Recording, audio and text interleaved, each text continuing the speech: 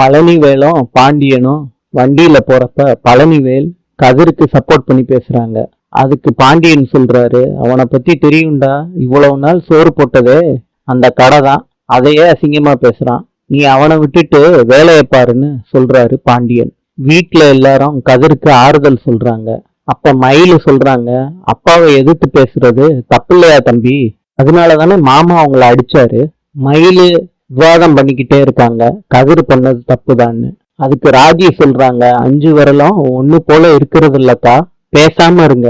ராஜிக்கும் மயிலுக்கும் விவாதம் நடக்குது. கோமதி சண்டைய நிப்பாட்டுறாங்க, மயிலு போயிடுறாங்க. திருப்பியும் சரவணன் கிட்ட மயிலு கம்ப்ளைண்ட் பண்றாங்க ராஜிய பத்தி. சரவணனும் செந்திலும் கதிரை சமாதானப்படுத்துறாங்க. கோமதி ஆறுதலா பேச வர்றாங்க கதிர்கிட்ட.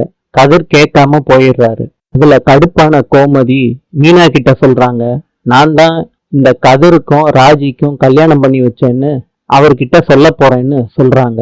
மீனா சமாதானப்படுத்த ட்ரை பண்றாங்க. இப்ப நீங்க யார பத்தி வேணாலும் யோசிக்காம இருக்கலாம், ராஜிய பத்தி நீங்க யோசிச்சு பாத்தீங்களான்னு கேக்குறாங்க கோமதி கிட்ட.